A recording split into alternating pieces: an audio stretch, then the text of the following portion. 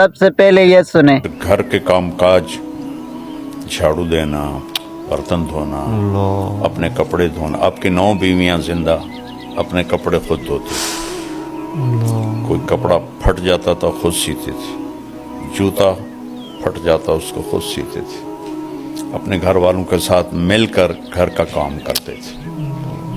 حضرت حسن نے پوچھا ہند بن ابی حالہ سے کہ اللہ کے نبی کیسے تھے؟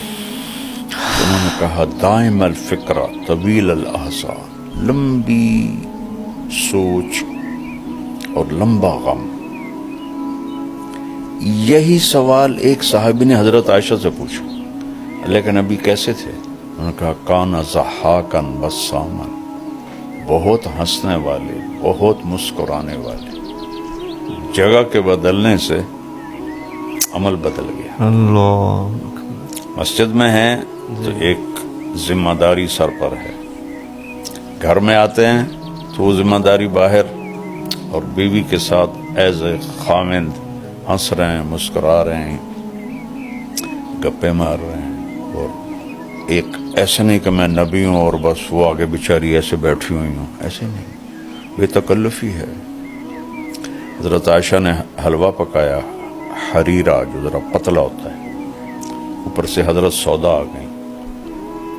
حضرت سودا نے اپنی باری حضرت عائشہ کو دے دی تھی، تو ان میں بڑی دوستی تھی، تو انہوں نے کہا سودا یہ میں نے حلوہ بنایا، کھاؤ۔ انہوں نے کہا مجھے بھوک نہیں۔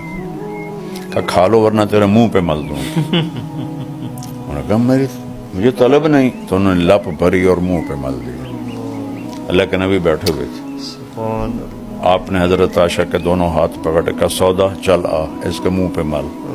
حضرت سودا نے اٹھا کر ان کے منہ پہ مل دیا۔ یہ آپ کی گھر کی زندگی۔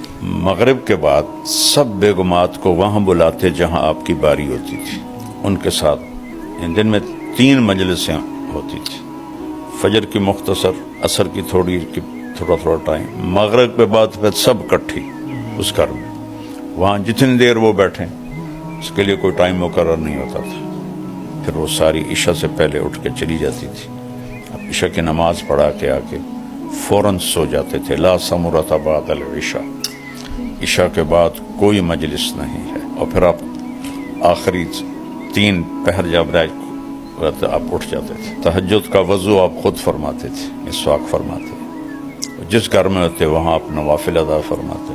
حضرت عائشہ کے گھر کی تفصیل تو معلوم ہے کہ وہ آگے لیٹی ہوتی تھی، آپ نفل پڑھتے تھے، تو جب آپ سجدے میں جاتے تو جگہ تنگ تھی تو آپ ایسے رانوں پہ ہاتھ مارتے، وہ اپنی ٹانگیں سکیڑ لیتی اور آپ سجدہ کرتے، پھر کھڑے ہوتے وہ پھر ٹانگیں لمبی کر لیتی۔ انہیں نہیں کہتے تھے اٹھ کے تہجد پڑھو، اور اپنے نفلوں سے جب فارغ ہو جاتے تھے تو پھر یوں کونی کی ٹیک لگا کے ایسے لیٹ جاتے تھے ایسے۔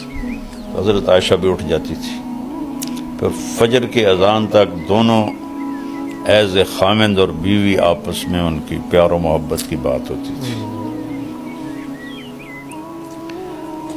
یہ نہیں جو کہتے ہیں بھائی گھر میں بھی مشورے کرو کہ دین مٹ رہا ہے، دین کیسے زندہ کرے۔ مسجد کا دین اور ہے، گھر کا دین اور ہے۔ اللہ نے کہا فلا تغضب نفسک علیہم حسرات، میرے محبوب کہیں آہیں بھرتے بھرتے آپ خود ہی نہ فوت ہو جائیں، لیکن گھر میں آپ نے کبھی ماتھے پہ شکن نہیں۔